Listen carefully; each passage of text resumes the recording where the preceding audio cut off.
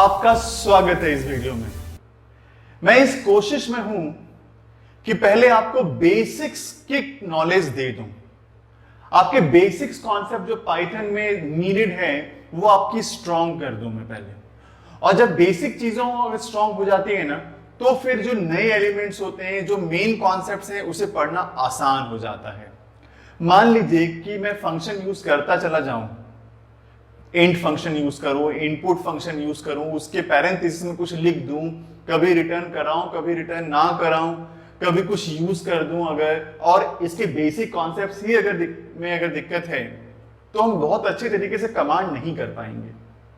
और मैंने बहुत सारे टेक्निकल डिटेल्स जो मैं बताने वाला हूं अभी, मैंने नहीं बताया है। बहुत सारे लोग इस पार्ट तक पहुंचते पहुंचते तक में बहुत सारे डिटेल पार्ट बता देते हैं, लेकिन मैंने नहीं बताया। मैंने टेक्निकली बहुत कम कोशिश किया है आप लोगों को बताने का अभी तक। क्यों? क्योंकि मैं बेसिक्स आपकी स्ट्रांग कर रहा हूं पाइथन में।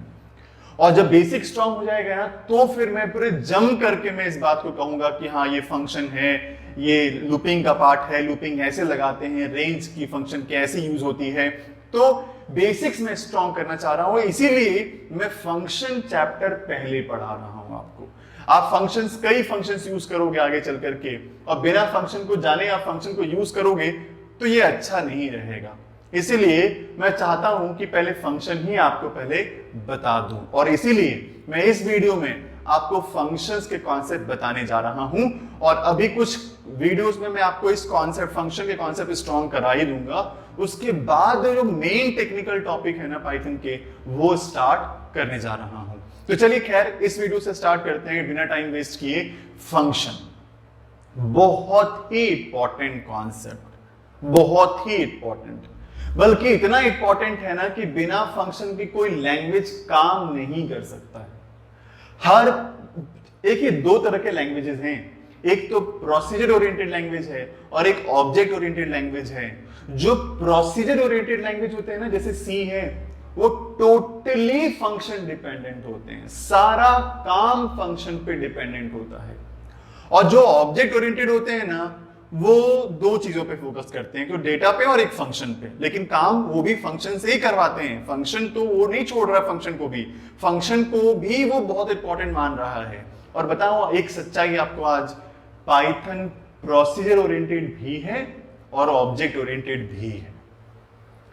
जो कॉन्सेप्ट सी में है ना, फंक्शन ओरिएंटेड के, प्रोसीजर ओरिएंटेड के, वो पार्ट सी पूरी तरह से पाइथन फॉलो करता है। और जो जावा है ना object oriented, C plus plus है ना ऑब्जेक्ट ओरिएंटेड, वो भी पाइथन फॉलो करता है। तो पाइथन दोनों ही है, लेकिन बेसिक कॉन्सेप्ट जो है वो ऑब्जेक्ट ओरिएंटेड के रिलेटेड हैं। इसीलिए पाइथन को हम कह देते हैं कि Python is an object oriented language. लेकिन सच्चाई ऐसा नहीं है। सच्चाई तो ये है कि पाइथन दोनों की तरह बिहेव करता है, प्रोसीजर ओरिएंटेड की तरह भी और ऑब्जेक्ट ओरिएंटेड की तरह भी। और अभी तक हम लोग बहुत सारा पार्ट जो पढ़ने जा रहे हैं और आगे जो पढ़ेंगे क्लासेस के पहले तक, उसमें हम लोग मोस्टली पार्ट प्रोसीजर ओरिएंटेड का ही यूज कर रहे हैं। और ये कैसे है, इन्हीं सब चीजों के बारे में मैं आपको डिटेल में बताने जा रहा हूं। अब फंक्शन कहते किसे हैं? Function is a set of instruction.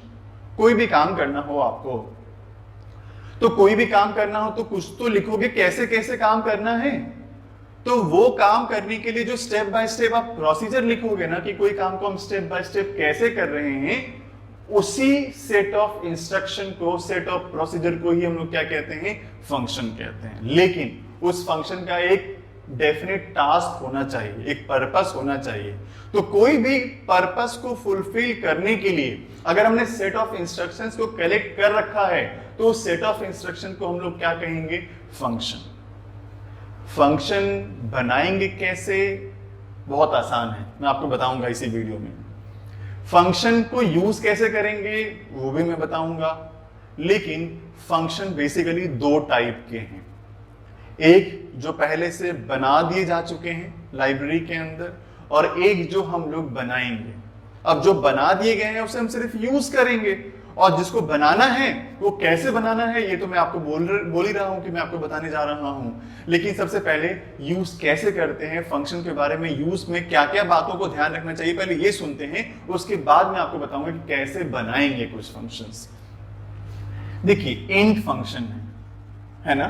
Float एक फंक्शन है पाइथन में, जिसके बगल में ये पैरेंथेसिस आ जाए ना, समझ लीजिए कि वो वर्ड क्या है, फंक्शन है। बिल्कुल बिल्कुल मान लीजिए आप ये फंक्शन है, लेकिन कीवर्ड्स छोड़ करके, मतलब समझ लीजिए कीवर्ड के साथ लगा भी सकते हैं, लेकिन अगर कोई वर्ड के बगल में अगर ये पैरेंथेसिस आ गया तो समझ लीजिए कि ये क्या है, फंक्शन है। पता है जो यहां लिखते हैं ना हम लोग, यहां पे जो लिखते हैं इसे कहते हैं आर्ग्यूमेंट। यहां क्या कहते हैं, आर्ग्यूमेंट। और अगर किसी ने इसकी वैल्यू को रिट्रीव करके स्टोर करना चाहा अगर, तो इसका मतलब है कि ये कुछ ना कुछ तो रिटर्न कर रहा है। देखिए हर फंक्शन का, मैं आपको यही समझाने जा रहा हूं पहले, कि हर फंक्शन के साथ में एक आर्ग्यूमेंट होता है और एक रिटर्न टाइप होता है। हो सकता है कि आर्ग्यूमेंट ना भी हो सकता है कि रिटर्न ना भी हो। तो बेसिकली 4 नेचर है फंक्शन के। ये क्यों होता है, कब लगाते हैं, इन सारी बातों को मैं आपको डिटेल में बताऊंगा। लेकिन अभी आप सिर्फ समझो कि अगर आपने इस ब्रैकेट के अंदर कुछ लिख रखा है तो उसे हम लोग कहते हैं आर्ग्यूमेंट। और अगर ये कोई वैल्यू आपको वापस कर रहा है, किसी न किसी वेरिएबल में इसकी वैल्यू को स्टोर की जा रही है, तो समझ लीजिए वो कुछ ना कुछ रिटर्न कर रहा है। ठीक है, जैसे ये भी रिटर्न करता है कुछ ना कुछ, ये भी कुछ ना कुछ आर्गुमेंट में लेता है ना। तो ये लेता है यहाँ पे स्ट्रिंग, और ये भी लेता है यहाँ पे स्ट्रिंग वैल्यू, और उसको वो कन्वर्ट कर देता है किसमें, इंटीजर में। ये भी स्ट्रिंग लेगा तो इंटीजर में कन्वर्ट कर देगा। ठीक है, अब बात ये है कि ये आर्गुमेंट हमेशा हो ये कोई जरूरी नहीं है, ये रिटर्न हमेशा हो ये कोई जरूरी नहीं है। आप प्रिंट फंक्शन जब लिखते हो ना, प्रिंट फंक्शन, तो प्रिंट फंक्शन में आप इसके इधर नहीं लिखते हो, ऐसे नहीं लिखते हो प्रिंट को। आप कभी भी आप अगर ऐसे लिख भी दोगे ना तो प्रिंट में कुछ जाने वाला नहीं है, नन जाएगा। नन मतलब होता है कि कोई वैल्यू जिसकी ना हो, दैट इज नन। पाइथन में ये वैल्यू है जिसकी मतलब कोई वैल्यू ना हो, वो नन कहते हैं उसको। तो अगर आप प्रिंट में अगर आप ऐसा लिख भी देते हो ना तो इसमें कुछ नहीं जाने वाला है, इसलिए हम ऐसा करते नहीं है क्योंकि इसका कुछ रिटर्न नहीं होता है। तो अगर आपने ऐसा स्टेटमेंट नहीं लिखा है तो समझ लीजिए कुछ रिटर्न नहीं करेगा। लेकिन यहाँ पे हम कुछ लिखते हैं, और यहाँ पे जो लिखते हैं ना वही तो प्रिंट होता है स्क्रीन पे। इसका मतलब इसके पास आर्ग्यूमेंट है लेकिन रिटर्न नहीं है। और इसके पास क्या नेचर है कि आर्ग्यूमेंट भी ले रहा है और रिटर्न भी कर रहा है। कुछ ऐसे फंक्शंस होते हैं जिसके पास कोई आर्ग्यूमेंट नहीं होता है लेकिन वो रिटर्न करता है। तो इस तरह के टोटल 4 नेचर होते हैं, 4 फंक्शन के, मतलब फंक्शन के 4 नेचर वाले फंक्शन पाए जाते हैं totally. No argument with no return, argument with no return, no argument with return and argument with return. तो टोटल 4 टाइप हैं जिसके बारे में मैं डिस्कशन करूंगा, लेकिन अभी थोड़ा टाइम है। अभी पहले बेसिक चीजों को पहले क्लियर कर दूं मैं आपको। तो इतना तो समझ में आपको आ ही रहा होगा। और अब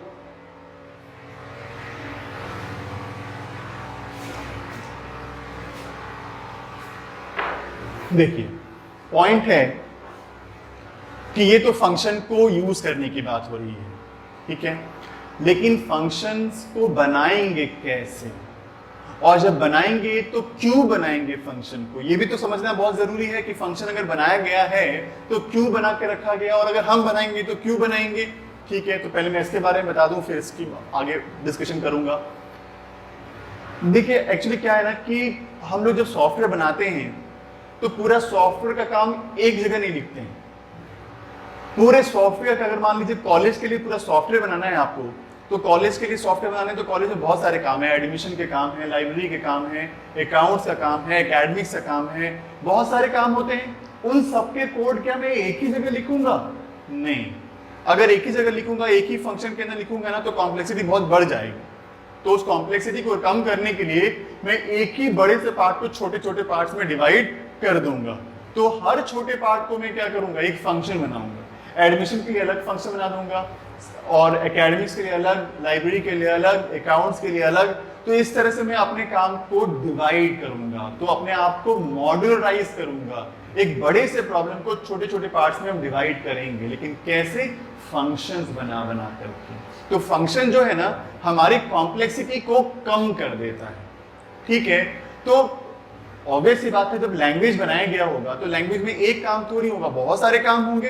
अब हर एक काम करने के लिए उन्होंने एक फंक्शन बना दिया है। इनपुट लेने के लिए एक फंक्शन बना दिया, आउटपुट दिखाने के लिए एक फंक्शन बना दिया, इंटीजर को कन्वर्ट करने के लिए स्ट्रिंग में उसके लिए फंक्शन बना दिया, स्ट्रिंग को इंटीजर में कन्वर्ट करने के लिए फंक्शन बना दिया गया, और हर छोटे छोटे चीजों के लिए फंक्शन बना के रख दिया गया है ताकि आपको जब भी किसी की जरूरत हो ना आप उसको यूज कर सको। लेकिन हर चीज तो नहीं बना के रखा गया है, कुछ तो हमारे ऊपर भी छोड़ दिया गया बनाने के लिए। तो हम कैसे बनाएंगे ये मैं बताता हूं आपको।